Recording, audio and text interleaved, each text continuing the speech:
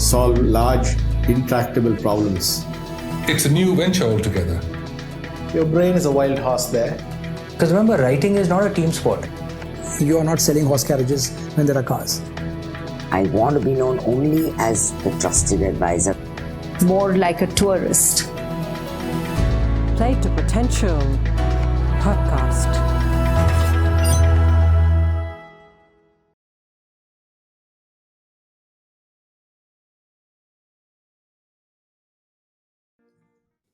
Raghu, thank you so much for making the time on the Play to Potential podcast. Yeah, I'm happy to. And it's lovely to do this in the lovely place you have in Kotagiri. So thank you for hosting us here. You have to thank my wife for that, Deepak. I think 2 years of COVID and most of the conversations have been on Zoom and online platforms. So it's really refreshing to be able to sit across the table, across the chair. That's true. And chat with somebody. So thank you once again. That's true, yeah. Raghu, in this podcast series, we'll get to the insights from the book you've recently published. But before that, we end up spending a lot of time on people's journeys and their choices. So maybe just to give the listeners a sense of where you come from, can you talk to us a little bit about your childhood and how it shaped you? Okay. I might be one of the few people around now whose childhood started in a joint family, large house. And my grandfather was very, very much into culture. Yeah, I think, since you asked about what shaped me, I think that definitely had a huge influence. He was a very well-known author in income tax and things like that. But his passion was to look at artists. Like Chembai Vaidyanatha Bhagavatar was somebody whom he patronized. So we'd have a lot of concerts of Chembai at home. There was a huge room in which people would gather and there were these concerts. Apart from that, there was a person called Sushila Achyutaraman who was distantly related to us, and she was into Harikatha. So she would come over and recite the the whole storytelling tradition. And that was one very strong thing I remember. Plus, I think one of the things I go back to very often is my grandfather used to tell us stories. And he had he would read the Mahabharata or the Ramayana, and he would, recite some of those things, stop, tell us the meaning. And once in a while, he'll stop and he'll tell you a self-reflective story. Right? So I distinctly remember when this whole thing about Sita and all that came up, he actually wept. And he said, "You don't know, I've treated your grandmother badly," and things like that, right? So quite often nowadays I wonder whether the way I teach is very much like that. It's very self-reflective. The book is also completely self-reflective. And that's the whole journey. So I don't know, maybe that was a big influence. Wow. And I'm sure we can go deeper. But just to move the conversation forward, Raghu, you went to IIT Madras as well. That's right. Several batches before I went to the campus. Yeah. But post IITM, you've made a set of choices which are, I would say, quite different from a lot of the others. That's so right. Can you talk a little bit about some of the key choices you might have made post that, and maybe also talk a little bit about what you do now? See, I think most of the choices that I made were actually set in the last couple of years of study. Yeah. I finished in 72. Right? So 70s were a very, very important time across the globe.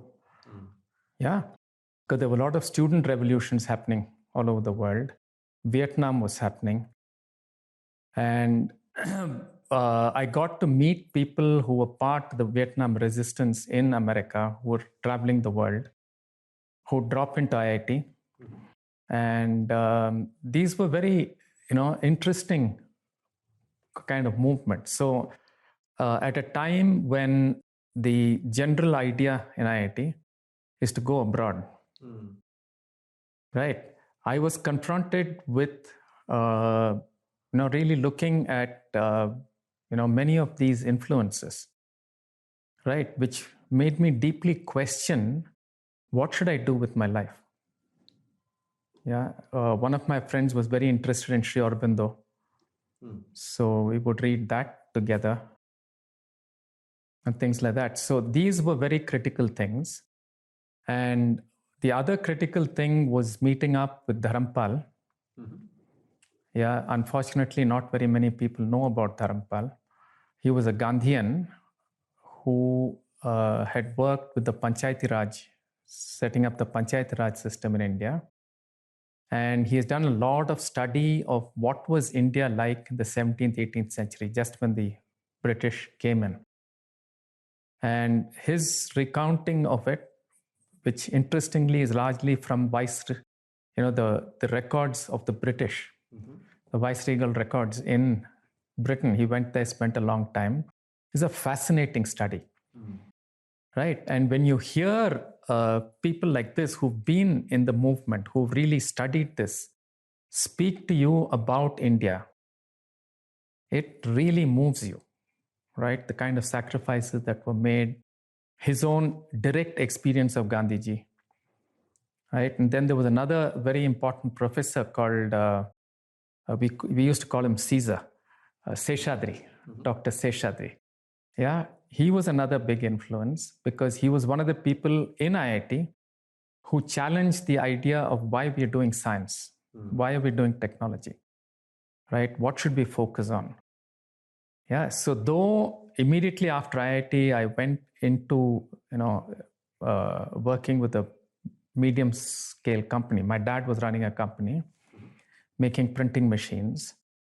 I got in, heading manufacturing, but very soon things changed.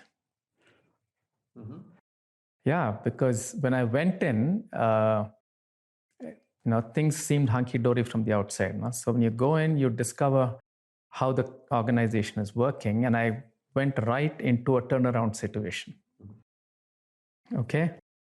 And I did a lot of work on the shop floor, which is like bringing in flow manufacturing and things like that. My focus was operations research. Sure. So a lot of the work that I did was on that production manufacturing. So I did that and did bring about a turnaround as far as the operations were concerned. So slashed down the turnaround time of manufacturing the machine to 1/3 of what it was and things like that. But the other thing that happened was I discovered how many mistakes my dad had made in running the business. And, abhipraya bhedam, like you call, na? So I had to leave. And that's when the choices became much more critical, right? And by that time, this whole Dharampal was in Chennai over a period of time, so constant engagement with him, plus other influences and things like that. So one of the critical things I think that happened, which really changed the course, was a conversation that I had with Dharampal, many of us, not just me, where he asked a group of us, what are you going to do with your education? Right? Are you going to run behind the tails of the West, or are you going to invest it in India? How do you make India great? Right? Can you do it by going abroad? What's your idea? Yeah. And also this whole question of what does it mean to be Indian? Right? And the necessity of going back to your roots in order to build, right? That you can't import ideas and graft them on a culture that is not compatible. So several ideas like this. Huh? So that's when one of the suggestions he made was that each of us take up an area of study, right? Go to a teacher, study for at least 10 years. Wow. Right? And study a text in depth right? And see why it is relevant for India today, right? So his advice was very, very simple. He said, don't go and study to glorify India. Go and study to see if there is something real out here. Right. So many of us took up different areas of studies. I went into yoga, particularly to look at psyche, how the psyche works. My wife, Sashi, she was also part of this. There was a movement called the People's Patriotic Science and Technology. So she went to study Vastu Shastra. Balu studied Vriksha Ayurveda. MD Srinivasan went into studying Indian mathematics and science. Navjyoti went into studying aesthetics. Right? So it was not just me. Many of us. What's fascinating as I hear you, Raghu, is the pathway. Spend 10 years, go deep. There are no easy answers at the surface. You need to really go deep. It takes 10 years. And then see what you can do with it. That's right. It's such a refreshing approach to driving change rather than just running with it. Yeah, of course. And cutting to today, Raghu, you work with a lot of people on, one of the things that struck me when I was doing the research for this conversation is in your website, you define your dharma as helping people becoming a better version of themselves. Can you talk a little bit about just to understand the language when you say dharma? What do you have in mind when you say that, and how did you get here in your journey? See, the word dharma is actually a very simple word. Okay, it gets complicated, but it's a very simple word. The word, the way I'm translating it is, when I'm doing something, I have to ask myself 3 questions. First is, how is it enlivening me? How is my action enlivening me? How is it enlivening you or whoever I'm interacting with? And how is it enlivening the context that all of us depend upon, right? Which might be the earth, which might be a larger context. Now, if all 3 are yes simultaneously, it's dharmic.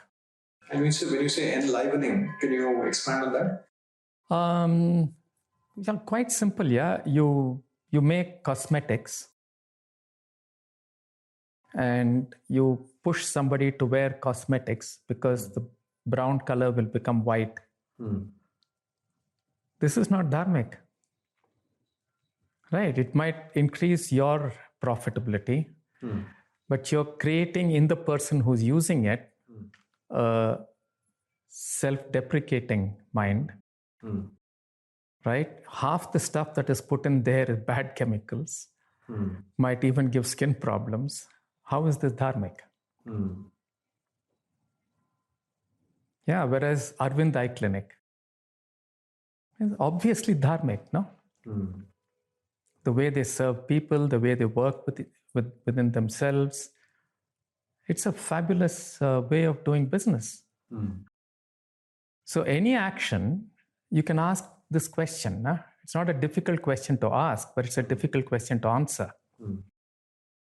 Right? And it's very obvious that the earth, all the crises that we're facing today is because enough number of people have not asked the dharmic question. And in your journey, Raghu, how have you gotten to defining what is your dharma, which is in line with? See, there are 2-3 parallel lines that I've been following in my life. The underlying question has always been, how do people work, right? What makes them tick and things like that, because I was interested in that question for myself. And like I told you, when I went into work, the first thing I hit was a turnaround situation. What I found there was that the mindset was impacting the business much more than the actual dynamics of the business, how things were understood. Now, after this, I got into a series of consulting assignments, all of which were turnarounds. Okay, so I worked with Paris Sugar. That was a turnaround situation. I worked with a yacht making company. Again, turnaround. Everywhere, it's very, very clear that the psyche of the person, how they look at business, how they understand the world, impacts the whole culture. Right? And that is very critical. So that was a very important question when I went into organizations. Now, the Dharampal thing had also triggered a whole set of engagement with craft and with grassroots work. Yeah, I've done a fair amount of work with Dalit groups and with various developmental things. So, everywhere you go, finally people are using resources, right? Or people are reacting to situations. So you have to ask the question, how can each of us be the best that we can be? Right? And that includes the dharma question. You cannot believe that you're doing something honorable and you're doing the best without saying whether what I'm doing is dharmic or not. So, and I think it's a natural thing. Most people tend to be compassionate. Most people tend to think of larger things. I think there is a current discourse which is pushing individuality and pushing self-centeredness. Because when I meet people, there is a tension inside them. When they're doing something which is self-centered, they know. Right? And they pay a price through health, through relationship issues. One way or the other, they pay a price.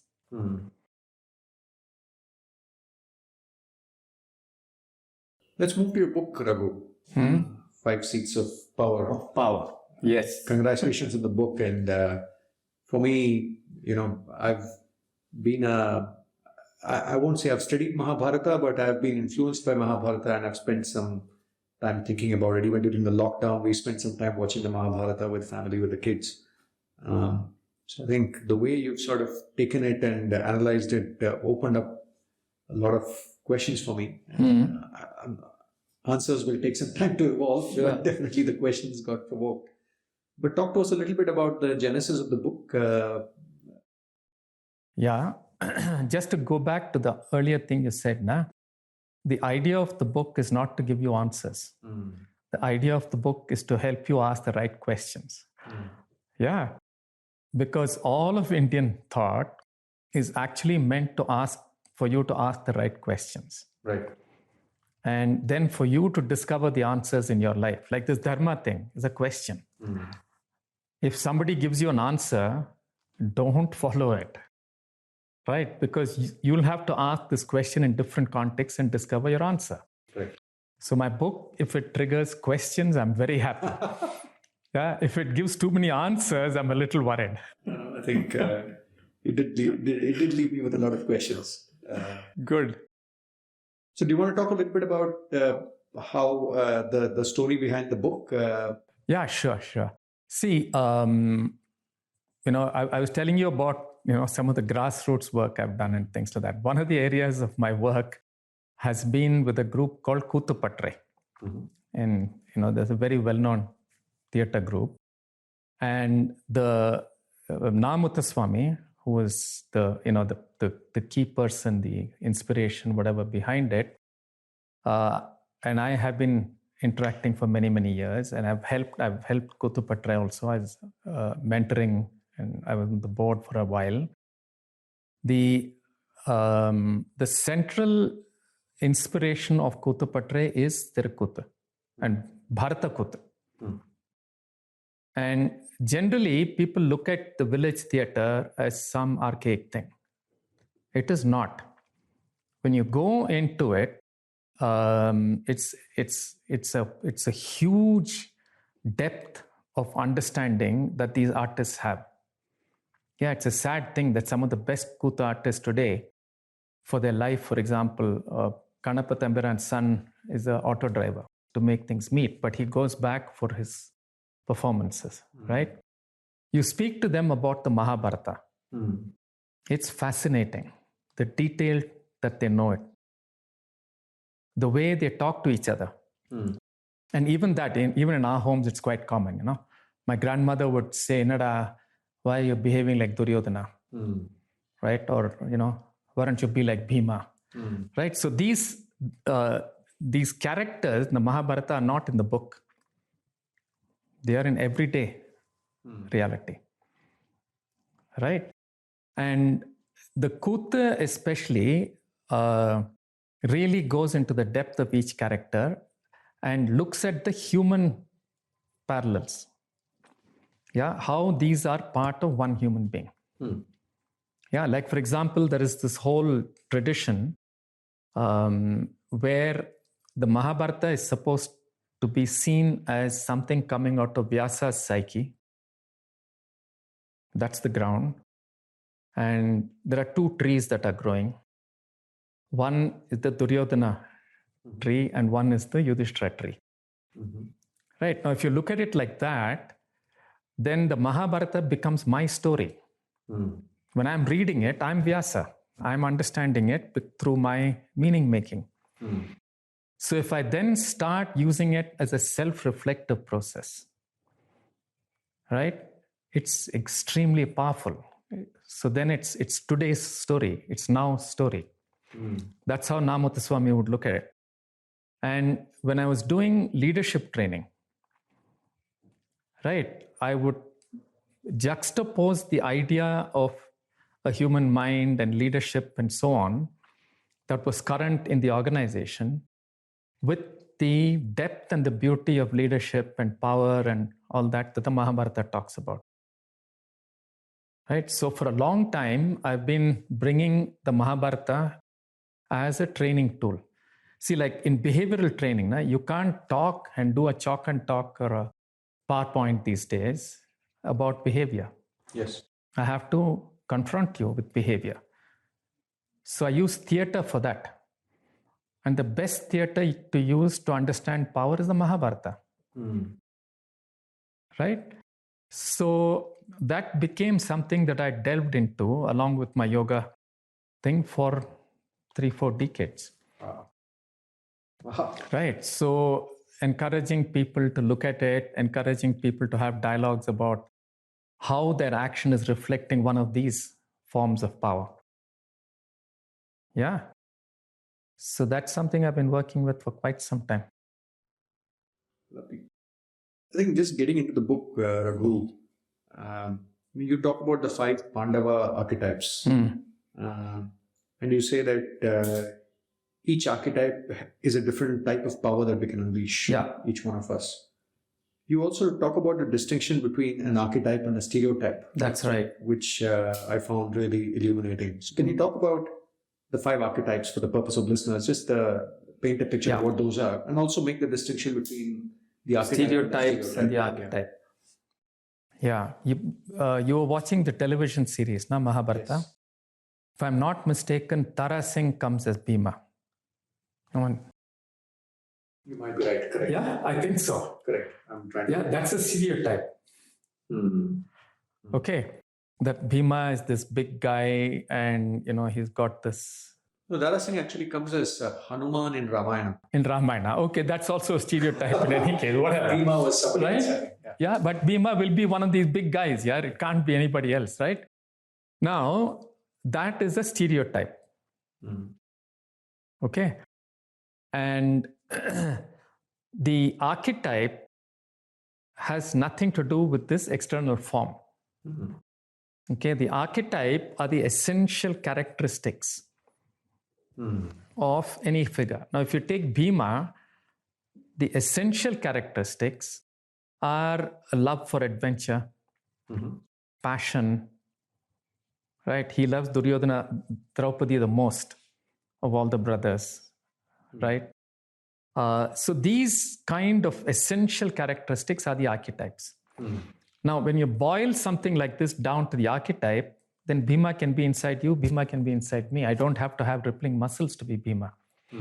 When I awaken this part of me, which has passion and adventure, Bhima inhabits me, right?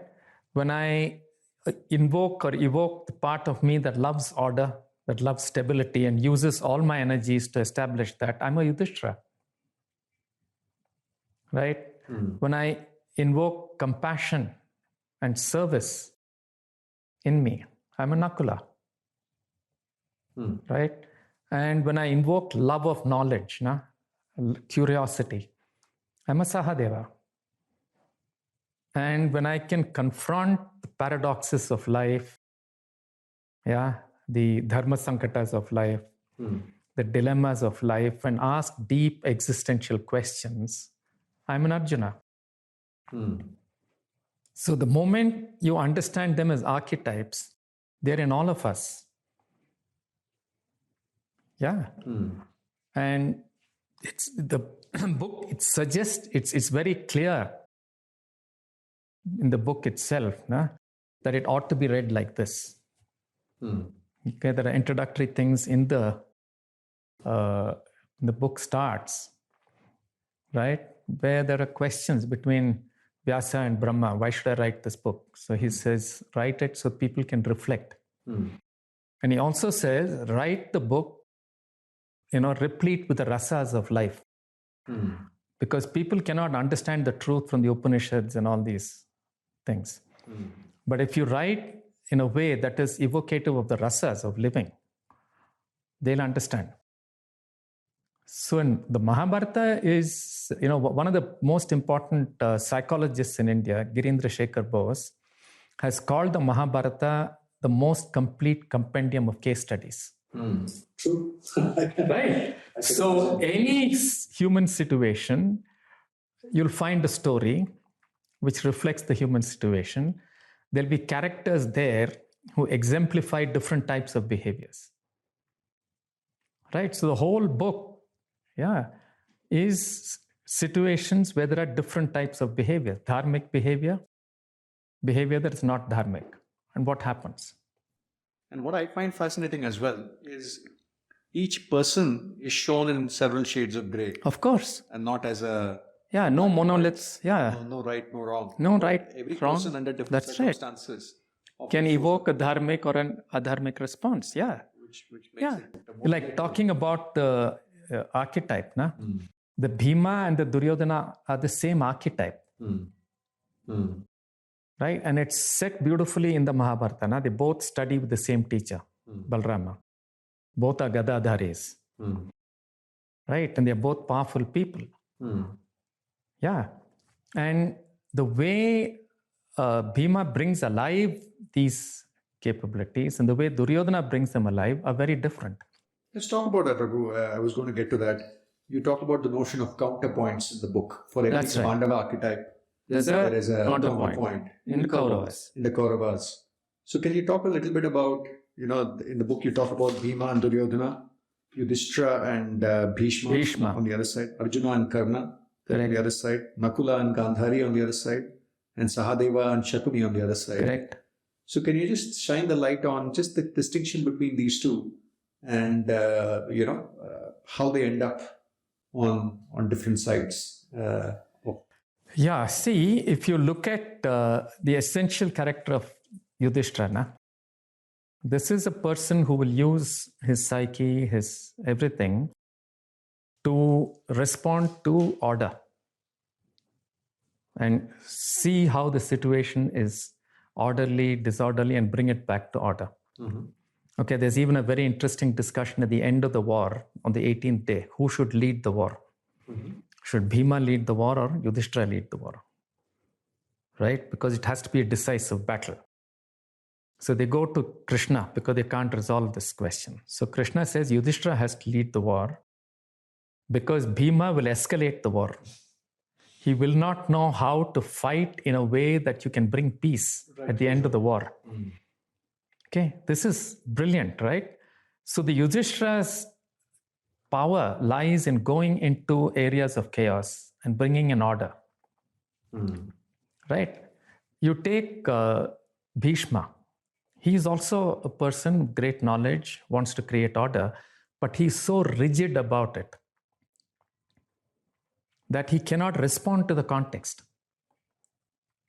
So when the Draupadi Vastraharan is happening, right, he is the final arbiter of truth. He's the one who has the power. He simply isn't willing to say that rules are rigid. Dharma is not following the rules. Right? So he ends up in the Kaurava side. Right? You take Nakula, right? He's serving. You hardly hear about him, the whole of the Mahabharata. Right? But he's always there in every scene. He's mentioned, but there's nothing much mentioned about him because he's setting the context. He sacrificed himself completely for the context. Right? You take what Gandhari has done. Right? She's gone into a situation which is terrible. Right? She's betrayed, her husband is blind and all that, fine. But if I want to serve, will I blind myself also, or will I be the eyes?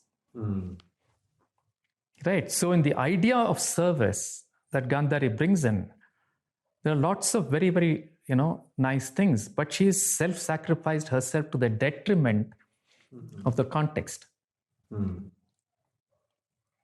Right? You take Shakuni and Sahadeva, right? And it's interesting, in many of the battles, these are the people who have to fight and kill each other. Yeah? Only one of them can survive in the Mahabharata battle. So you have this, intelligent person, right, who can see, who has forethought, who has foresight, right? And the way Sahadeva uses foresight and the way Shakuni uses foresight, they're the counterpoints. So that's the brilliance of the Mahabharata. Na? So it tells you in different contexts how a dharmic mind of a certain archetype will act, and how the same archetype, if it awakens an adharmic motivation, how they will act. And how this will lead inevitably to a confrontation which is destructive. And back to the Pandava archetypes, Raghu, you also say that each of these archetypes have a shadow side. That's right. So can you talk a little bit about how we think about that and how we manage that? Yeah, see, the most famous scene in the Mahabharata is Draupadi's Vastraharana. Right? And what is happening there? Now, just imagine yourself as, like this Bhishma Yudhishthira archetype, always doing the right thing, whatever. But you're human. Right? There's a part of you that will rebel against this kind of, rigid, keeping aside my feelings, keeping aside my intuitions, keeping aside my passion and doing the right thing. Right? So what happens to that energy? You keep pushing it, right? So here you have Shakuni who's understood this. So he's seen your shadow. So he tempts you. And you as Yudhishthira give the most exalted reasons to actually gamble. That's the shadow side of you. Right? And these are related. So this side would like to play it, would like to just say, damn the rules, damn order, damn what's right and wrong, just let me go. Yeah. Now, these sides are there in all the Pandavas because every one of them at some point of time or the other screws up, they make a mistake. Now, the fundamental difference between the Pandavas and the Kauravas is every time they make a mistake, the Pandavas go into a period of Ajñatavasa. They go into retreat. And they ask themselves, in doing what I was doing, what was I really doing? Where did it come from? Right? And then they go and meet sages, they do tapas. It's all described, how they work with it and how they work with themselves. And it's very interesting because especially after this gambling scene, in the Ajñatavasa, when they go into the exile, they meet sages who tell them stories about other people who did something similar and how they came out of it. Fascinating. Right? And at the end of that, the actual Ajñatavasa period, when they become exiles to themselves, right, is a fascinating story. Each of them, there's actually a discussion before they go in to Virata, where they ask who will we be, how will we not be recognized at all. Disguise. So it is described like this, that Yudhishthira smiles and says, I will go as the gambling companion to the king. Right? So these shadow sides, which are my strangers unto myself, in a sense, have to be met, have to be understood fully. So they have to live with it for 1 year. Right? And these are 5 people who've always been kings. They have to be servants. They've always been together. They have to be completely alone. So they have to go and explore parts of themselves that have never been touched. And unless you understand this, imagine that I'm a leader who has not worked with my shadow selves. Right? What will I do with my power when the context triggers the shadow, triggers the compulsive parts of me? They'll just come out. And I will use my power to justify it. I'll use it to cover it up. Right? And it's a disaster.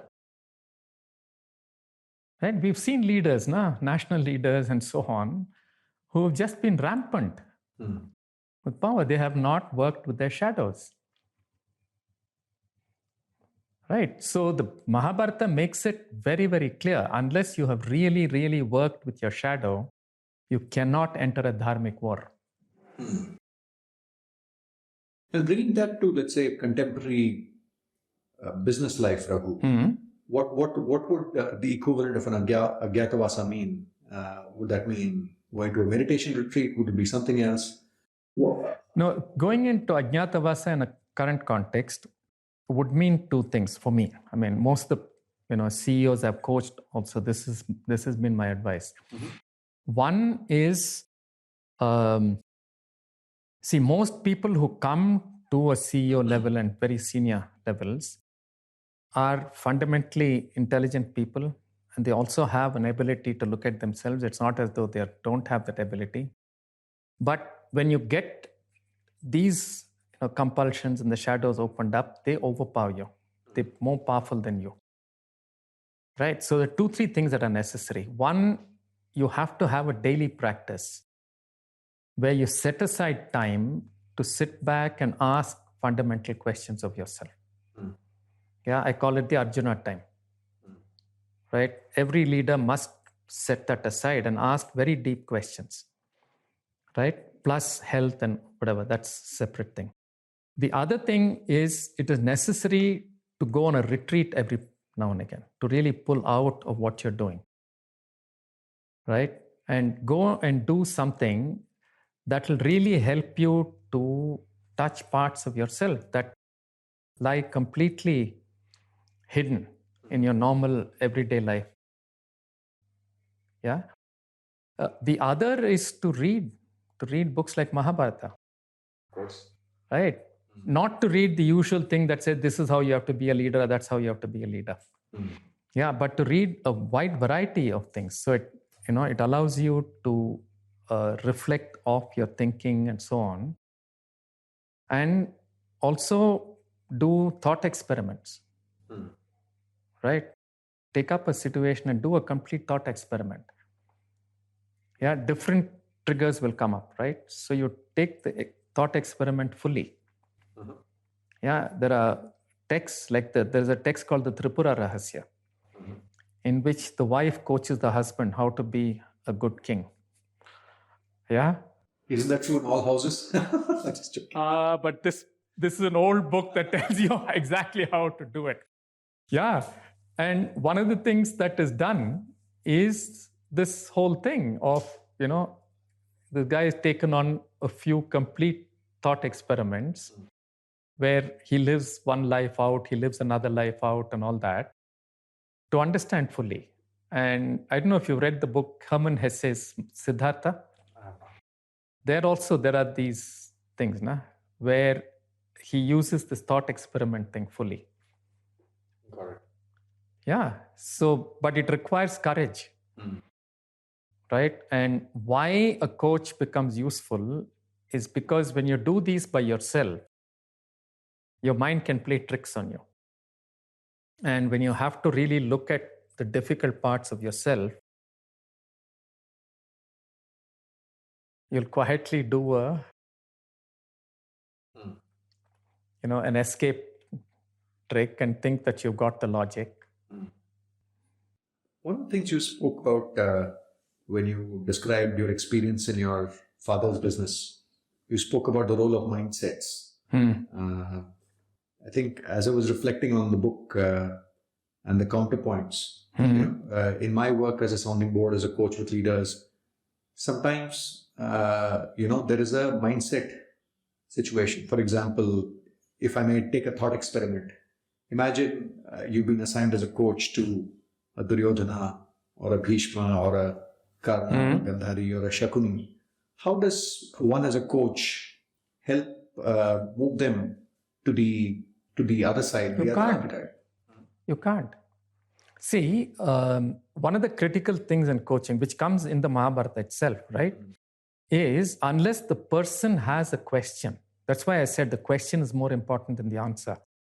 Unless the person has a question, you can't do anything from the outside. Right? And there is also, these scenes that are described when Krishna has a discussion with Duryodhana before the war. And, why don't you stop the war kind of a thing. Duryodhana tells him, I know who you are. I know what you're telling me. But my mind has become so completely caught with envy and with this enmity with these people. I can't do anything. I'm caught.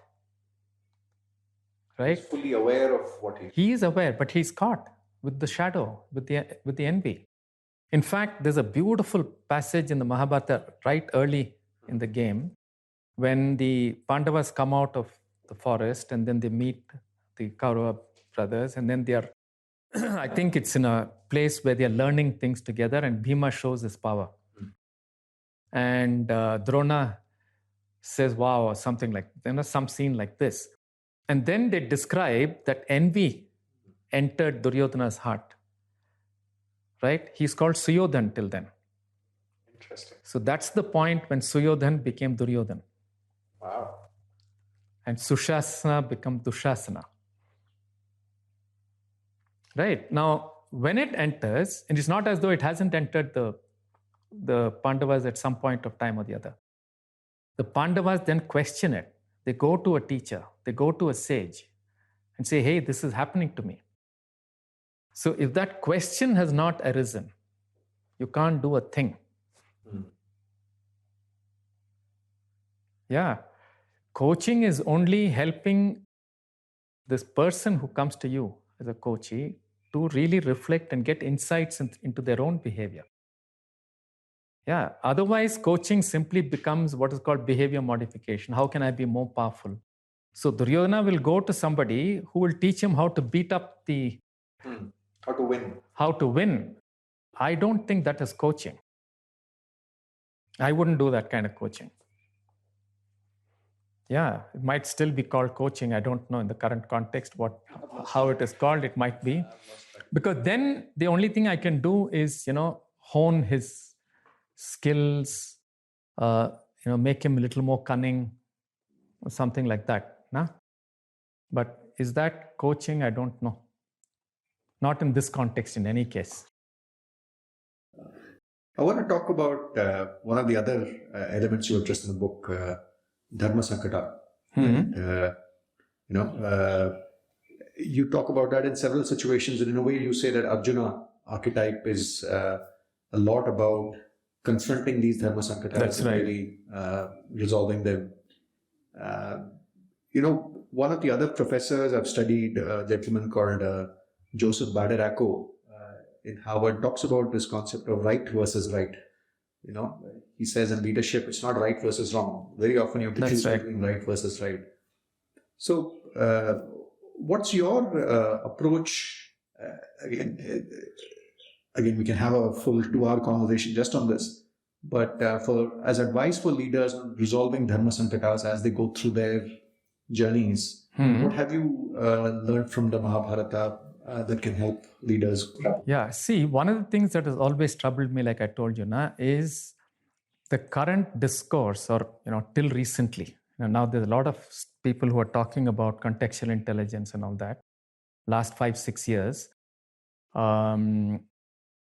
the the idea of a leader being a powerful leader, a Bhima type leader, comes from a military understanding of leadership and all of that. And I'm sure you know this now, that most books on management have actually come out of studying war and war theory. So, words like progress, right? All the strategy, all the critical words in management are all drawn from war literature. As an aside, my father-in-law is a retired brigadier in the Indian Army. So I've also had conversations about leadership in the army versus... Yeah, I have questions about leadership in the army and team building in the army. We'll come back to that. Yeah.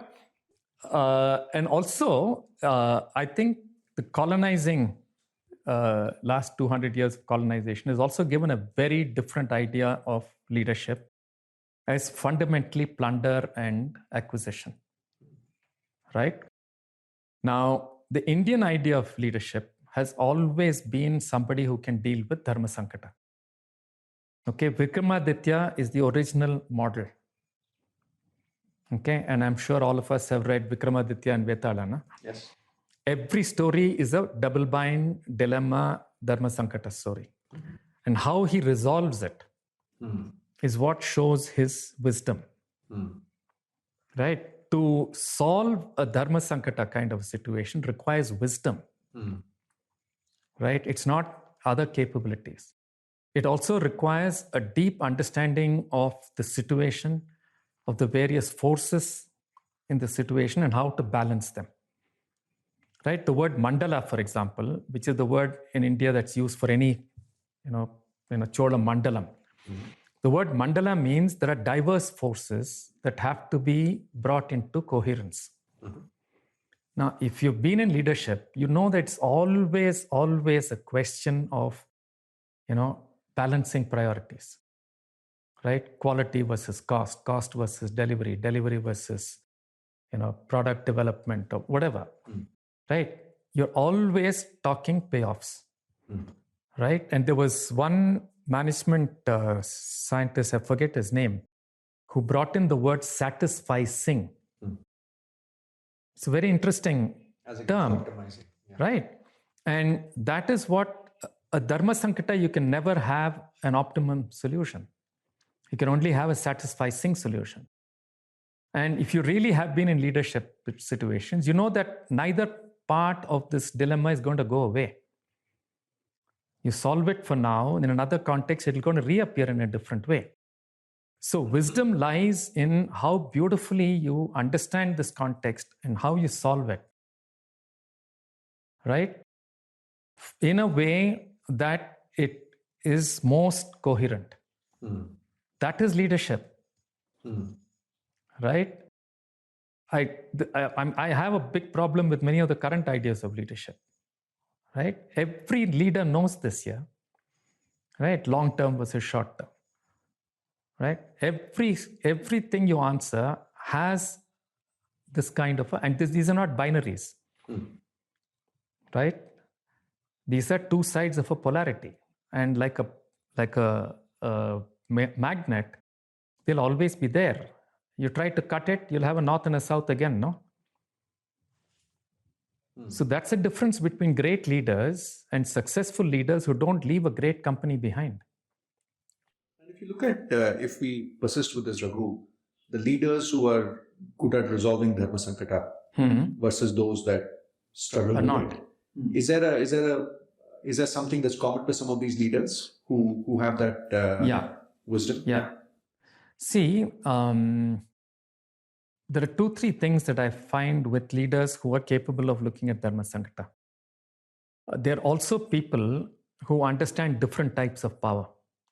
Who are not linear, who are not one-dimensional, right? Who actually understand that different contexts require different parts, which is the 5 seats of power types. No? Very often I find that these are people whose reading is very wide. Yeah, they are phenomenally well-read. So it becomes possible for them to model a situation, right? Not in the terms of the situation, but to use something else to change. And that helps to change the paradigm, right? So they actually have a kaleidoscope kind of possibility of different associations, right? Many of them have an aesthetic sensibility, right? The people who know music, or people who know art, or interested in it, right? Many of them are pattern thinkers. And that's not very common, right? They can actually think systems. They can actually think systems, not systems thinking, whatever, not a force thing. They actually see different parts of the puzzle and they can play with it. Very interesting. One of the things in the book, Raghu, which really caught my attention was you say that actually Bhagavad Gita might very well have been a conversation between Karna and Krishna. And the fact that it didn't happen was a lost opportunity. Karna possibly did not even see that as an opportunity. And That's eventually it ended up being a conversation between Arjuna and Krishna. That's right. So do you want to expand on that? How, just the implication of that insight in daily life, what, if you want to sort of... Yeah, sure. See, there's one very, very exciting thing in the Bharata Kota, Tamil Bharata Kota, where there is a conversation between Sanjaya and Dhritarashtra, which is a retelling of the whole Mahabharata. And it's very, very interesting because the whole dialogue goes like this. Dhritarashtra says, hey, tell me the story again so that I can understand where I screwed up. Okay, so Sanjaya goes through the whole story. And he goes step by step. He says, that is where I lost the war. Yeah, he goes through this thing of his son having, been envious. And he comes and talks to Dhritarashtra from that envy. He says, I lost the war then. And like that, he goes through step by step. Each step where if the Kaurava side had responded differently, there would have been no war. Now, if you look at the character of Karna, he's a Pandava, right? But abandoned, and he holds deep, deep wounds, right? Of orphanhood, of honor, and things like this. And there are many stories that tell you how he's actually a greater warrior than Arjuna in many ways, right? He's much more capable, right? But there is this deep anger and angst and hurt in him apart from his other greatness. And if you look at many situations, you'll see that people with tremendous capability, but with a deep wound, have used all their capability in vengefulness or in some way to keep compensating for the hurt, never healing the hurt. Right? Now, if Karna, who is very, he's very alive today, okay? Every person with a grouse about us and them is a Karna. Yeah, every person who feels deprived or denied or discriminated against is a Karna. Right? And these are people with lot of ability, lot of capability, whom society has said, because you're not of certain pedigree, your beauty and your capability will not be honored. Right? And almost every crisis today, you can trace it back to this kind of a violation of human beings, right? So if I can have a conversation with this hurt psyche and help this psyche heal and say, I will move from using my power for retribution, using my power for some vengefulness, to looking at how to build a beautiful world. right? It would change everything. That's what they tried now in South Africa. Truth and reconciliation. That's what Gandhiji tried now. Of saying, how can I assert myself? How can I ask for independence without hating the oppressor? Right? Because once you hate the oppressor, you internalize the oppressor. And you then become extremely oppressive yourself. You can see that in history. Right? So this conversation is waiting to be had. Yeah. And if enough people who are suffering from the reality of all colonized people in the world are waiting for this dialogue. Fascinating. Right? And then they become the oppressors, or many of the people in the so-called West who have misused their power, you go back, they will have a story of vengefulness, of hate. Right? So if you can have a conversation with a Krishna where this hate is dissolved, the world will be a different place. Raghu, if we bring this to our current situation and context, the Karna Krishna discussion, do you see that happening? Has it been had in different situations that you observe? Yes, I think it's been had. For example, this truth and reconciliation thing that was tried out in South Africa was clearly an attempt to enable people who've been violated to have a conversation with their violators in a larger context, not of retribution, but of some kind of a healing process.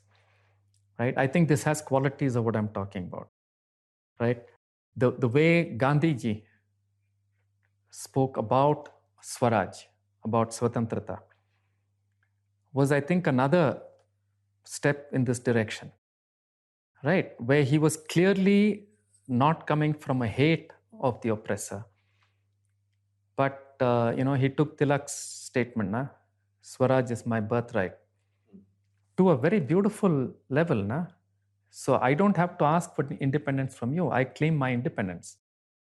But this claiming of independence, if it's with anger and hate, it's not independence. So there is a deep healing of wounds here, and a listening to a voice which helps you dissolve this anger, dissolves vengefulness, and so on, right? Martin Luther King has talked about it. There are people today working in the Israel-Palestine context who are speaking about similar things, right?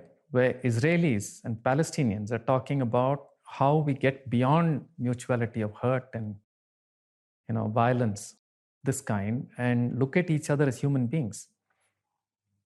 Right? So it's not as though there are no indications of this, but I think it has to be emphasized. It has to have a very, very strong presence. And Krishna at some level is not a person, but it's a concept. But who? No, more than a concept. It's not just a concept. See, when I dissolve my sense of self, see, in the yoga tradition, this is very, very clear. And partly this is what is discussed in the Bhagavad Gita also. When the sense of self is dissolved completely, then the mind becomes silent. Right? In that silence, there is the voice of pure intelligence, of consciousness that can be heard. That voice is the voice of Krishna. That is Krishna. Right? Now, it is portrayed in a human form for the dramatic thing and to build up that whole context and so on. And also now, if you look at the Indian context, all the gods grow with you. Right? So Krishna initially will be shown as this little guy who loves butter, and so the child can relate to this. But you're also told that these are the Kalyana Gunas. Now, these are all the most beautiful qualities of this child. Then he becomes an adolescent, right? And then he becomes a young person. Finally, you're told that Krishna is the deep indigo color of the sky when there is no moon. So you're having a conversation with that, whatever you want to call it, Krishna. So you call it Krishna, right? You're just referring to this color, to dark matter. A related point you mentioned in the book, Raghu, is you talk about the distinction between heroic and asuric action. And you say that it often the difference is the state of emotion one operates from. You touched upon it right now. And you go on to say that we all need to operate from a state of equanimity or shantam. Can you say more about this?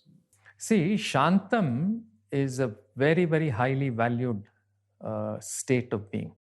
All of yoga actually attempts to bring you to that state of shantam or equanimity. Okay, shantam is usually translated as peace, which is it's not peace. It's the state of quiet, high potential, but completely quiet. Right? It's like a good, like Federer or a good batsman who's still and watching the ball. He's not pre-committed in any way. He's very alive. That is shantam. Right? And he can respond immediately to whatever is appropriate. If you're pre-committed, you can't do that. Right? So shantam is that pregnant, powerful silence. But right? fully alert and fully alive. Fully alert, fully alive. All possibilities. Now, if I can find a way of getting there and being there most of the time, imagine how powerful I'll be. Right? And every action of mine will then be the best that I can be. In that moment. In that moment. Right? But most of us are caught with conditioning. That's the compulsion, compulsiveness and all that I talked about now. We're caught at different other states which are much more suboptimal than this. Right? So Shantam is a very, very prized way to be. I mean, Chanakya has written a book on why a leader should be a yogi, why a king should be a yogi. And he's written about yoga and he emphasizes this. Right? How does this person stay in Shantam? And then when you're adjudicating, you're going to be as wise as you can be. When you decide to fight somebody, you know whether it's a real fight or a self-acquisitive fight. Right? So if you can be in Shantam, the chances are you will respond from a deeper intelligence. That's the Krishna voice that I said. But if you're not, the chances are you're going to respond from a self-centered space, either in pleasure-seeking or pain avoidance, right? Either acquisitive or violent, reactive. Any action that comes out of self-centeredness will turn out to be asuric. It's not dharmic. And for busy leaders in the corporate world, you've done a lot of work with leaders in the corporate world. What do you advise them to start, at least to go in the direction of accessing Shantam? What are some of the practices that you have? I think there is a greater and greater understanding today that mindfulness, at least, is understood as an important thing. Right? And I know a lot of leaders. I've had a long conversation with what's his name? Bansi. Who's that guy? Yeah, he's there in the book also. Vallabh Bhansali. Yeah, I've had a long conversation with Vallabh Bhansali.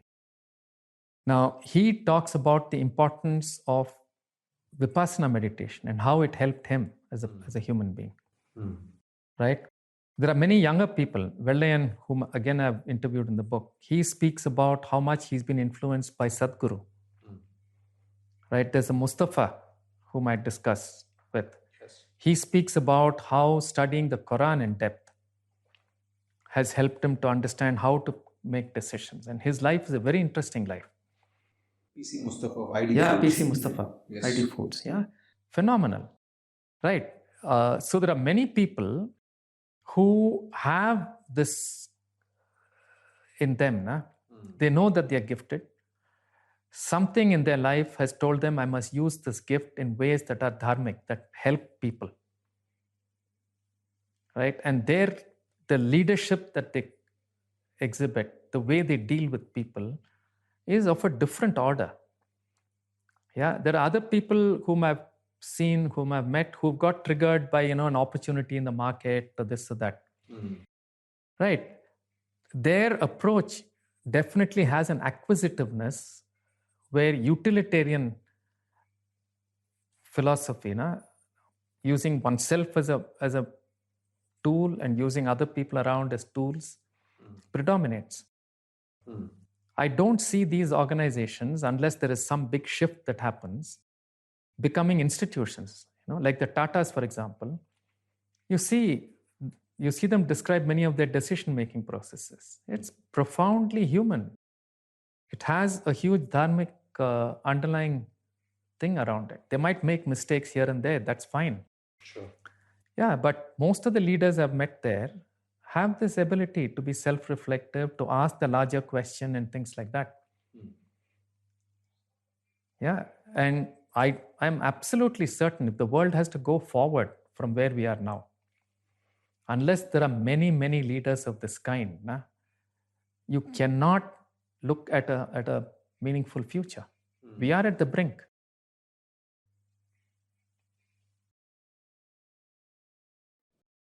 Raghu, you've been doing this work for the last several decades, 4 decades.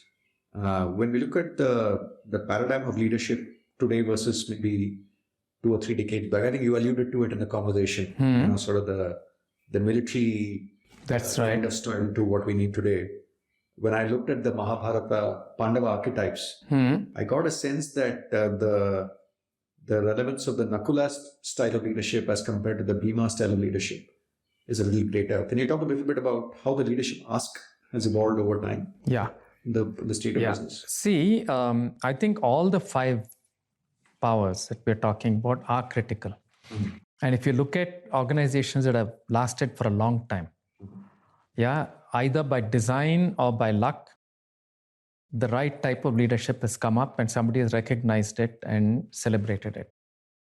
Right? But what has happened is that the popular discourse and the popular idea of leadership, till I think 20, 30 years back, has rested largely in the colonizing kind of thing. Now you go, you capture market, this capture and market share and all of that. This Pepsi versus Coca-Cola model, right, has been very prevalent. Right?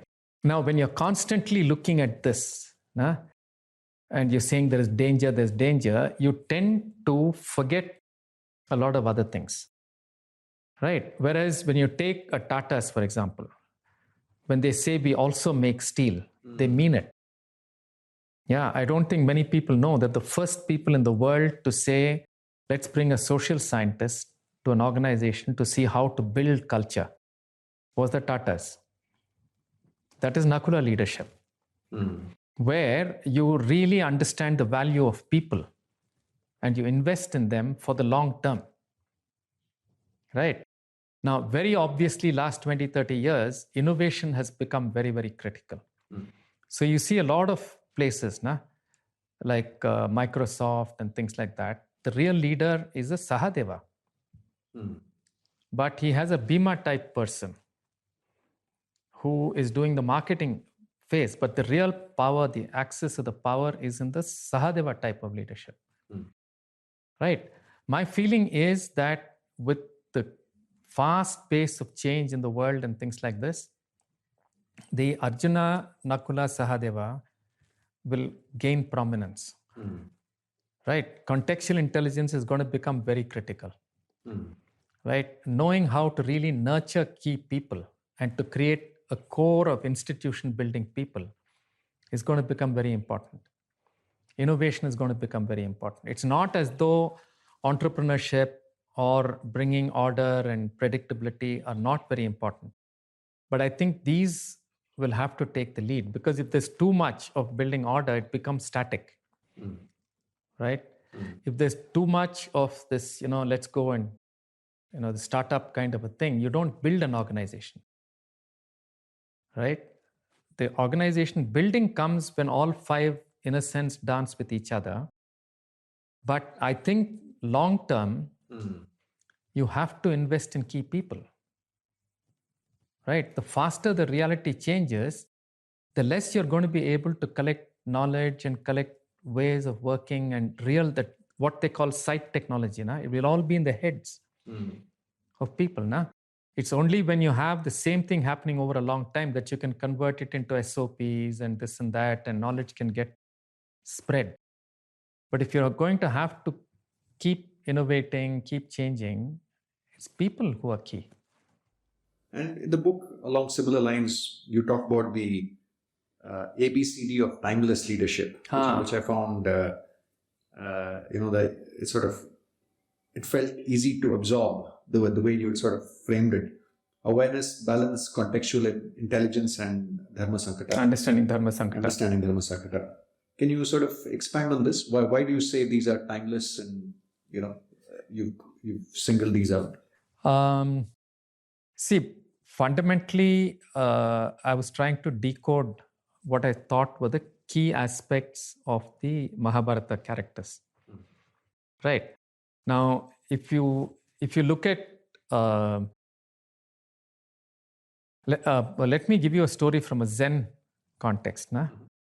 See, there's a discussion about who is going to win and what does it mean to be in a fight, between a sensei and a student, right? So the sensei asks the student, what do you think is the most important thing for you to focus on? He says the knife. The guy says you're dead. Then he asks the question again, what do you think is the most important thing to focus on? So he says, I have to look at the guy and the knife. Right? And then he asks again, what's the most important thing? So it goes on like that till the teacher says, you have to look at the guy, you have to look at the knife, you have to know that there's a crowd around watching it, and you have to know that there are pebbles on the ground that can trip you up. Right? If you don't have this width of awareness, you can't win. Right? And there's a book by Miyamoto Musashi about the types of stances you take. Yeah, there he emphasizes the stance of silence and the stance of space, which is completely relaxed. In yoga, it's called sthira sukham. You're completely at rest, but you're completely aware. That is balance, right? So when you're there, you can be tipped off. You can be pushed, but you won't fall. But if you're rigid, one push and you'll fall. Right? So an organization needs this balance. Right? A state of equilibrium. A state of equilibrium, peace, but readiness. Sthiram sukham. Right? And contextual intelligence is obvious, I mean, if I don't know the trends, right, you'll be like Lehman Brothers, You'll be preparing, one of your friends must have been doing that, the PPT, the famous PPT that was supposed to be presented next week, right? There were beautiful PPTs being presented about the long-term future of Lehman, except that next week it didn't exist. Yeah, so contextual intelligence is very, very key to know what are the macro trends, what's going to happen, how things are going to move. And now business becomes more and more complex now. From exchange rates to war and this and that, right? So if you don't have contextual intelligence, how do you navigate? How do you make choices? And like we discussed before, for leadership, it's always balancing of forces. Yeah, it's not some victory somewhere. And in so many fields here, you don't know who's your customer and who's your competitor and who's your collaborator. Right? In IT, you can be buying something from IBM at one level and working with IBM to deliver something at another level. In a third place, you could actually be fighting IBM for a job. Right? In that context, it's all balancing of forces. And how do you keep this going?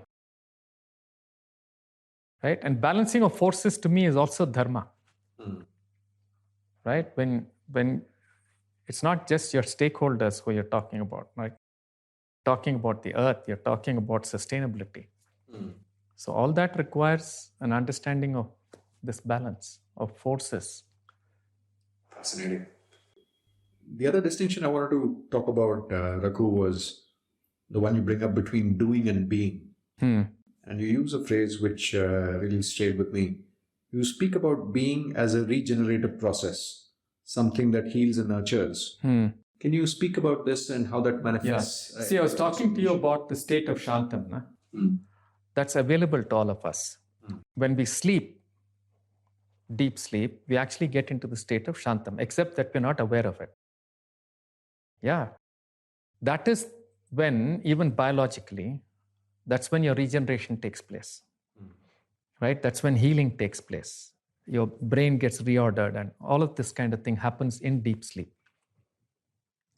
Right? That is when you get in touch with your being without any external pull or push or any disturbance.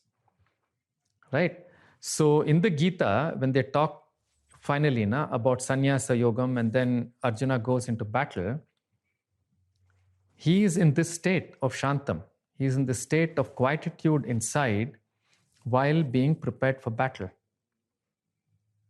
Right? So he's not depleting his energies. If I'm in the doing mode, I'm using my energies and then I have to come back to be replenished.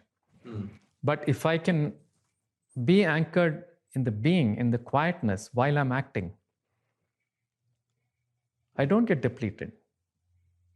Right? I can maintain intensity for a long period of time. Yeah, I can stay in dhyana for 3 hours like it is recommended. Yeah, and I'm sure if a leader can really be in dhyana on his most interesting and difficult problems, he will get insights from an intelligence much bigger than himself. And how does one get there, Raghu, to sort of to ensure that you're operating from a state of being? See, you have to look at the Mahabharata as a text of yoga. In fact, the first text that discusses ideas of Sankhya and yoga and all that is the Mahabharata. And between stories, between many things, there are lots of key ideas of yoga that are discussed. Okay, in the last discussion between Bhishma and Yudhishthira, a lot of ideas of yoga and all that are discussed. The practice of yoga is the practice of how do you get a mind which is normally external, normally depleting itself, to quieten itself and become capable of dhyana. That's the key aspect of yoga. Right? I think anybody who wants to seriously look at business, use of resources of the world, seriously look at science, has to understand this mind. He has to develop this mind, which means he has to practice some form of yoga and come to this mind, which is capable of this kind of insightful looking at a problem. Yeah, otherwise it will become very stressful. Yeah, because why do you need a leader? You need a leader to help you take decisions in times which are difficult, which are anxiety provoking. Otherwise, every manager will take his decision. No, that's what happens mostly. It's only in crisis that you need leadership. At this point of time, if you don't have a person who can absorb that anxiety and be in Shantam, be in quietude, and have a mind that can really look at everything and stay in focus, you'll get jerky answers. A related thought, Raghu. Even Chanakya says this, by the way, not just me saying it. As I was reflecting on this doing versus being, I was wondering, is there an insight here around the kinds of choices people make, so that you end up in situations where there's resonance between what you're doing and who you're being? Is there something in that space? I think there is. See, when you choose to engage in business and things like that, I've seen a lot of people for whom their business is their conviction. Yeah, there is no internal dissonance between the choices they make in business and the choices that are made as individuals as to what is honorable to do. Right? This internal coherence brings a lot of things with it. No? It brings the ability to be calm. It brings the ability to be clear. No? Whether you have one battle won or not, you know that you're doing the right thing. Yeah. So these kinds of internal coherence is what leads to being and doing being in harmony. When this internal coherence is not there, you do, I'm sure, because I've talked to many of these leaders, they experience internal dissonance. And they will tell you sooner or later, you know what, I'm doing this, I'm compelled to do this, my heart is somewhere else. So when I talk to many senior leaders, I find this, one set of leaders for whom what they're doing comes from conviction. The business they're in, what they're doing comes from conviction. They can deal with failures, they can deal with stress with a much greater degree of internal anchorage and internal coherence than people who don't feel this. So this is being and doing in harmony. Whereas where a person's internal conviction is not very strong, they're doing it for the money or they're doing it for something else or position, whatever, right? And they really want to do something else. So in the conversation sooner or later, I wish I could be teaching, I wish I could be doing something else. And classically, I'm sure you've experienced it too, this happens around 35, 40. Yeah, people are calling it midlife crisis, and I don't see it as a midlife crisis. You've got into work when you're in your 20s because of so many compulsions, right? And initially, you want to be competent, you want to do this, that, and the other. So you're actually working at that point of time for external reasons. And you know that if you have to succeed, your satisfaction is not as important as how satisfied your boss is with your work. Right? So you're working for recognition, not for meaning. Right? Once that threshold is crossed, one car and 2 houses or whatever it is, then meaning starts becoming much more important than all this. Then this doing, being stuff starts surfacing. Right? And that is called midlife crisis. It's really that this person knows exactly, at 40, you know what you're capable of, what you're not capable of. At 40, you know the world pretty well. And you know yourself to some extent as well. You know yourself quite enough, man. You've done enough things, you've failed, you've succeeded. Yeah, you know your competence. So then you've also got a certain level of stability by that time, right?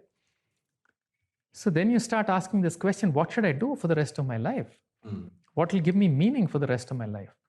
And if you find that, there will be all this, work-life balance, this being-doing balance, all that will happen if this coherence happens. If this coherence doesn't happen, it will always be a question.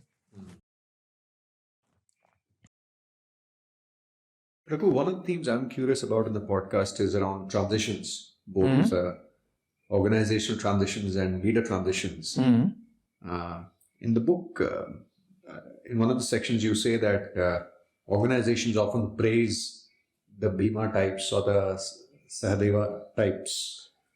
They're often visible and they're celebrated.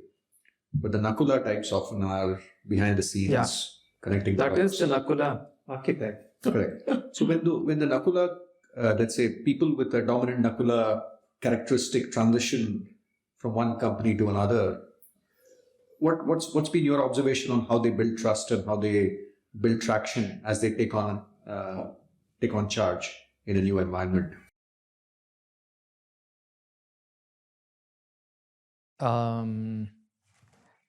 See, there are a couple of questions that come to my mind in what you're asking now. One is, has an organization selected you and said, I need you, a Nakula type, to come in? Yes. Yeah, then it's a wise choice, no? So this organization has probably been through an entrepreneurial phase. right? And now it needs to create a stable team and create order. Correct. Now, if you keep on pushing the Bhima at this point of time, the organization will never stabilize. Correct. Right? So it's a wise thing to do, to bring in a Nakula person to really create the institutional grounding, right? Not just the win, right? But the us. What does it mean to be us? Who are we? Right? Why do we exist? Now, what does it mean to work together? Now, these are the kind of questions that a Nakula can enable, right? That energy can enable. You also need stability and certainty, right? So you actually need these three people to work together. Yes. So if the organization has made a wise choice, it's very easy then, because the Nakula is valued already when they're coming in. And they have a space, and others also know the space, right? Though the basic characteristic of a Nakula is to stay in the background, is to create the infrastructure. If I may come in there, Raghu, I used to be a search consultant earlier in my previous life. And in a lot of these situations, I would notice that the hiring manager often appreciates the Nakula characteristics and often has made the choice. But if you look at the leaders, incoming leaders' playground, the subordinates, the peers, and some of the others may have to discover that characteristic, may not know that on day zero. Sometimes I find that in those situations, derailments can happen. So I was wondering. It is difficult, but see, it depends on, I might have a dominant Nakula characteristic. But I can also supplement it with some Bhima and others. Now, to get into certain general management areas, if I'm in a specialized management area, then let's say if I'm a very good Sahadeva, I don't have to worry about creating too many other capabilities. But if I'm in a general management area, I have to balance my dominant propensity with other capabilities. Right? A Nakula, for example, has to know how to bargain, has to know how to say no. Right? And things like this. If they don't, the probability of their being taken for granted is high. Right? And this is why I was talking about understanding the shadow and all that before.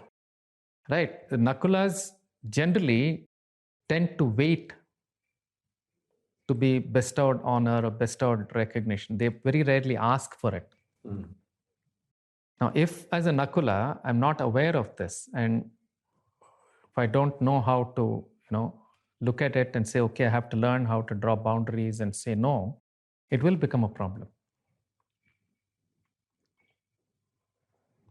Yeah, and general tendency is not to understand how much of value a Nakula brings in.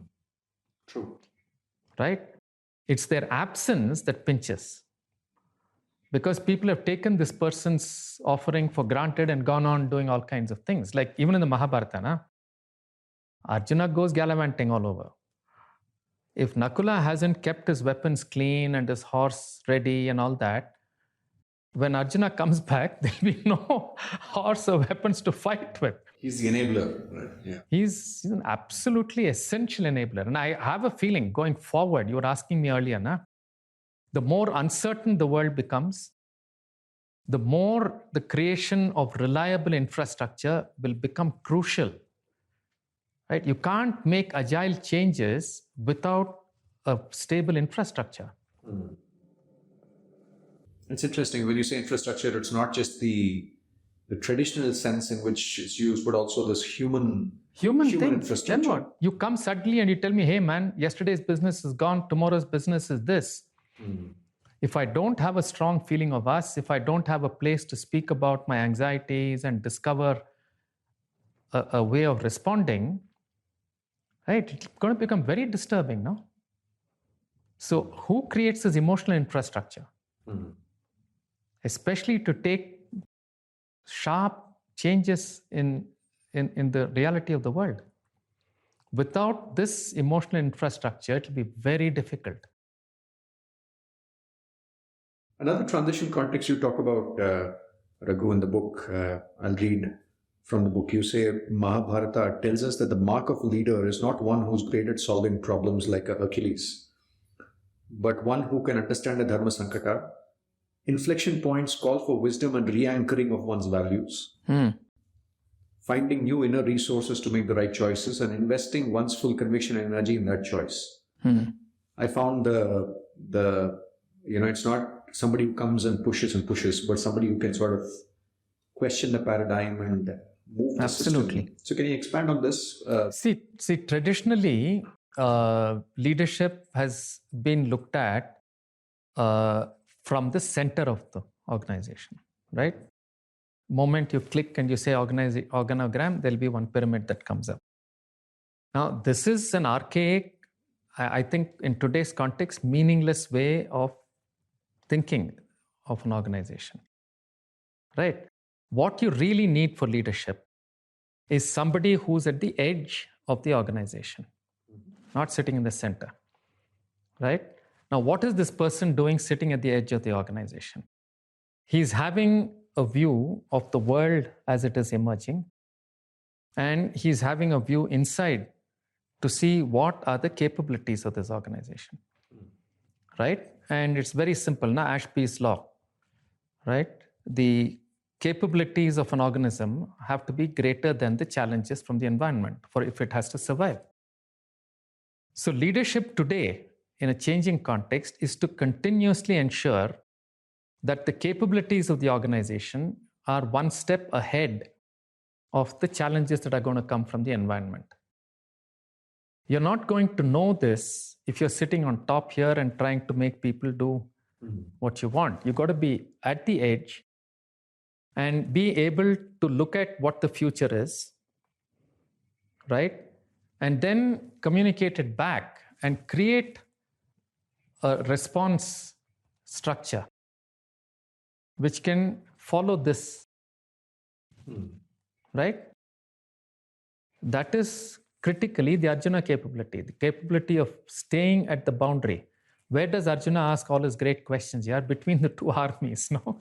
Middle of the ground. Right. So you have to stand there, understand what's going to happen here, and then pull from here and say, hey, this is what's going to happen. And if you have this Nakula, this thing of a very capable set of core group, and you've created the capabilities here, they will know how to respond. You don't have to direct them beyond that. That's the ABCD I talked about. So this person has to be aware, balanced, contextually intelligent, and know the values. He cannot, right? The values of an organization cannot be changed quickly because they're the deepest layer. You can change the technology.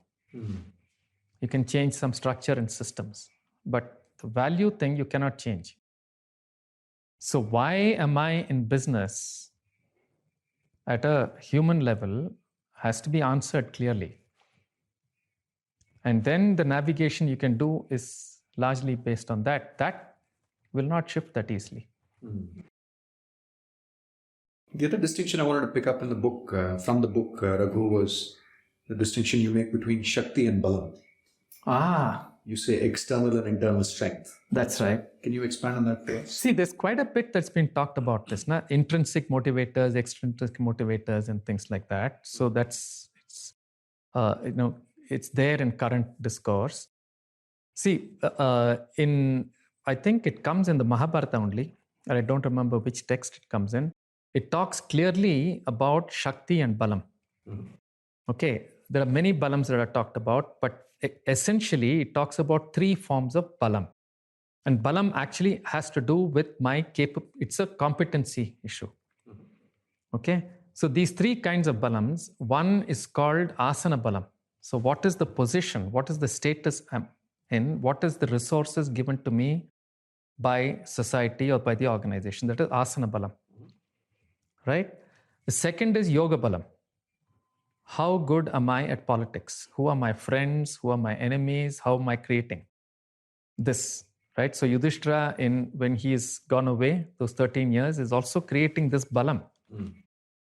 Right? He's talking to the right people and saying, will you fight for me or not? And then there is Kala Balam. Okay, so there's another conversation again in the Mahabharata where Draupadi and Bhima come and say, why are you here? You're a coward. You don't have Shakti. So you're not fighting. So he says it's not a question of Shakti, it's a question of timing. You can't fight too early. I might have an internal conviction.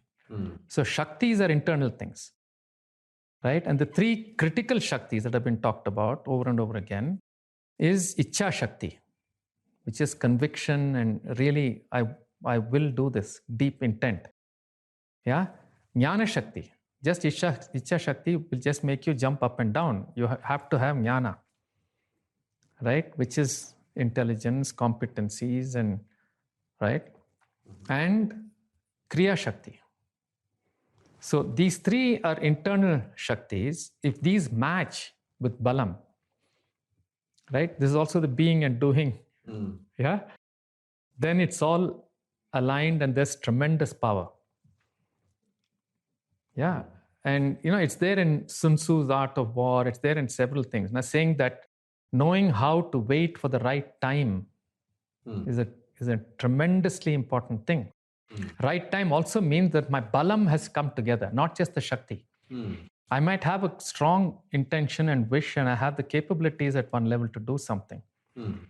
But if the external doesn't respond, the Balam is lost. Na? Yeah, look at some of the greatest people whom we celebrate today. Now, Kafka was not known when in his life. His time hadn't come. Right? You have so many artists. Na? Van Gogh. He was not celebrated at his time, but he's been celebrated later because in that context, suddenly this whole thing made sense. He had the Shakti, but the external combination didn't work. Yeah, there are a lot of products. I mean, Microsoft wasn't the best, not Tandem. There were Osborne. There were other people at that time who had done very good things, but they didn't have this combination of the Balam outside. No, Fascinating. they had one or the other Shakti. They were actually better products, if I understand it right. They didn't make it. I was just reflecting on your point about Van Gogh. Again, a thought experiment. Given what we know about how to lead life from the Mahabharata, should he have approached life differently in a sense to get the time? Who? Van Gogh, Vincent Van Gogh. He couldn't have, no? Given who he was, he did the best he could do. See, the Balam aspect is not just internally decided. The Balam is all external. Now see, the Asana Balam is not, I don't create my Asana Balam. There is a seat available. I go and sit in that seat. Or some context is available. When somebody says, okay, take on leadership. That is Asana Balam. Right? Kala Balam is the external context, timing is right. Right? And Yoga Balam is also other people who say, yeah, you're making sense, I'll be friends with you, and so on. No? These are all external factors. Shaktis are all internal factors. I cannot dictate the external factors, but I can be intelligent and know when the external factors are right. That's the point you made about operating on the edge of the Exactly. Fascinating. As we bring the conversation to a close, Raghu, a couple of questions. One is more personal. I'm on this journey of being a coach and a sounding board for leaders, and you've been doing this for decades. One of the questions I keep asking myself is, how do I continue my growth over time? When you look at your journey, Raghu, what's been the nature of evolution? Let's say if you look at the kinds of conversations you have with leaders today and compare them to maybe the kinds of conversations you had 2 decades back or 3 decades back, what are the kinds of dimensions in which you've grown over time? See, if I look at my growth, I don't think, a large part of my growth has been through dialogues with leaders that we know in business, right? See, if I look back, I look at myself more as a action research person than a consultant or a coach or whatever, right? And there have been 3 areas which I have been working on in depth, right? One is, of course, systems engineering and how systems work. The second has been studying with Krishnamacharya and yoga in depth, now really understanding the Yoga Sutras, the psyche, right? And the third has been process work with Professor Pullen Garg, theater, all of these kinds of things. I've always been innovating between these 3, right? And where can I innovate? I can only innovate in an organization, right? So I've had this tremendous good fortune of CEOs who have trusted me. Okay, so there's Mr. Subaya. He and I have had a very nice relationship over time, and he invited me to work with Parry. It was a turnaround situation, right? So I did my study, whatever, and then they asked me to work with Parry Sugar, right? And there, I was also, my orientation towards working in organizations has been to look at operations first, value creation and things like that, and then see how other factors are coming in to aid it or stop it, right? So I actually had to work with an organization which I stayed in a house that Clive had stayed in, on my way to Nelikkuppam.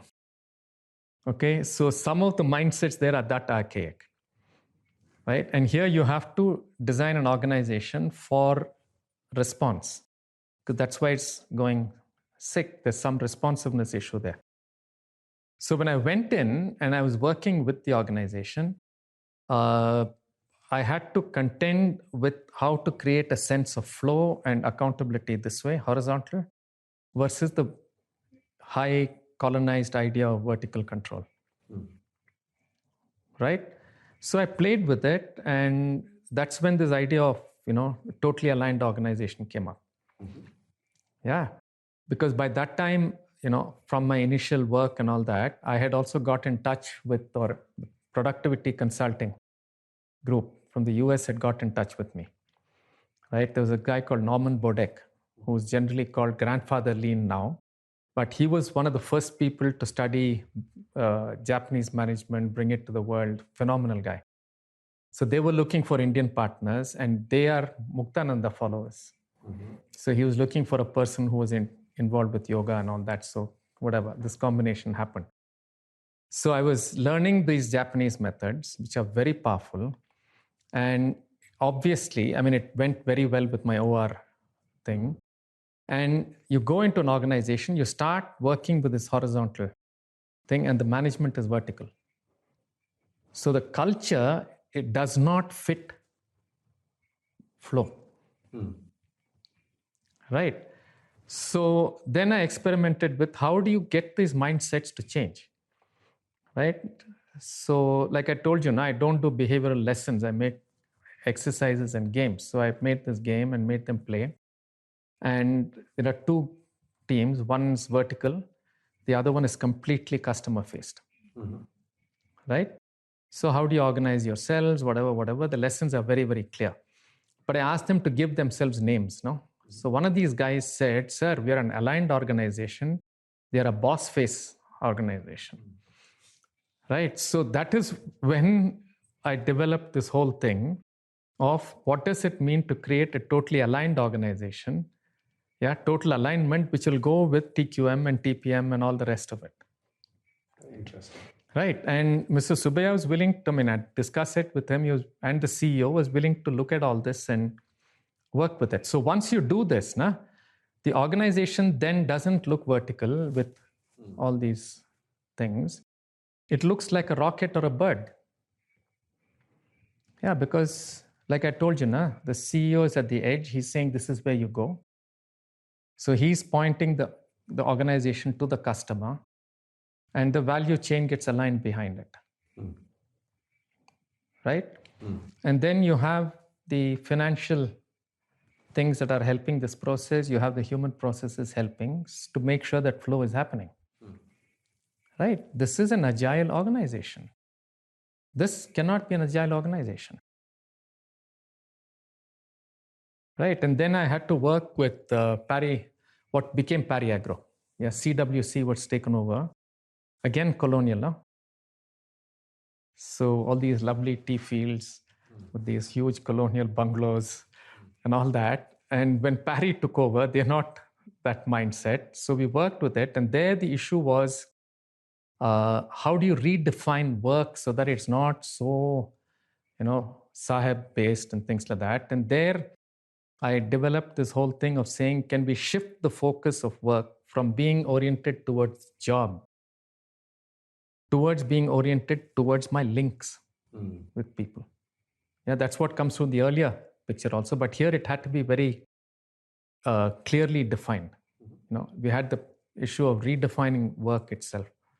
So like that, I've been applying from this and that and developing answers to situations.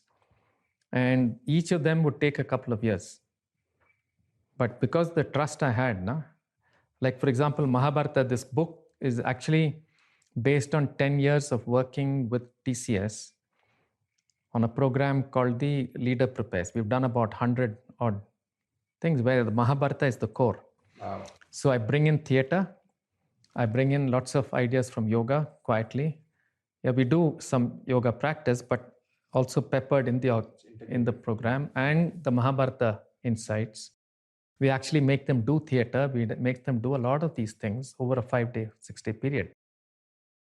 But the origin of that was in the Murugappa group, where I did a leadership training program, which was a 2-week thing at that time. 1 week was theater. The second was outward bound. Right? So these have been really the incubating spaces. See, while most of my initial work was actually supported by Mr. Subaya, there's a lot of space and trust, whatever I was given by the Handas, Sushil Handa and Sunil Handa, where I worked with them for more than maybe 20, 25 years or more, I'm not sure. But it was like, an ongoing thing where I would look at the organization, there'd be a problem to be solved. How do you look at it? Bring all these elements together, things like that. So at one point of time, they had to really look at their cash flow and things.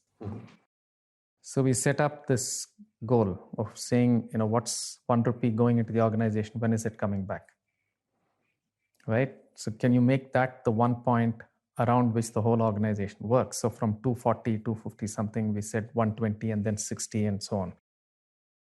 Right? So all of this, you set out the problem and then you discuss with the CEO saying, I'm going to try this, I'm going to try this. Okay.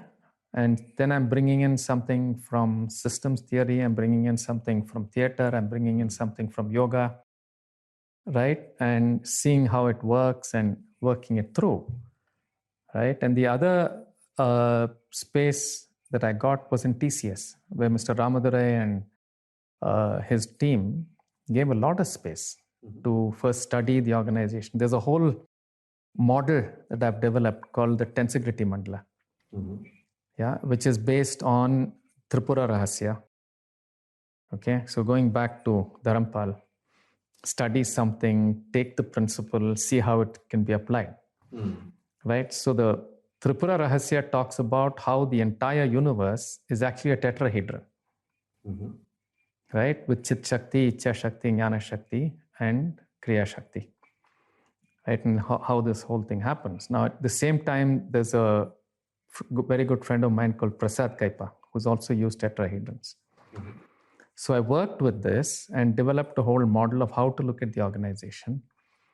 And then we worked a couple of years with the top management team and things like that, and then developed this training program and all that. So without these kinds of spaces and the trust that was placed on me by these CEOs and their team, I wouldn't have developed anything. Yeah, so that's the action research part, but which happened in that space with these CEOs willing to, incubate these things. Fascinating. And for somebody who wants to get in touch with you, Raghu, are there any websites or any places you would recommend them to? They can get in touch with Tao, totallyalignedorganization.com, or 5seatsofpower.in. Got it. And just the final question, Raghu, I asked this with all the people I talk to. The podcast is titled Play to Potential. When you look at that phrase, what does that phrase mean to you? That's exactly what I've been talking about. Yeah. Can you play to potential? I love this word play, because if you take yourself too seriously, you're never going to be the best that you can be. Right? But if you don't take your potential seriously, you're not going to be the best that you can be. I love this. Lovely. Play to potential. Maybe we should adopt it for our organization. We enable you to play to potential. Sounds good. Raghu, thank you so much for making the time. Pleasure. Welcome. Thank you. Very interesting this dialogue I've had. Yeah. Thanks for this time. Thank you. Pleasure is all mine. And thank you for hosting us once again at your lovely home. Welcome.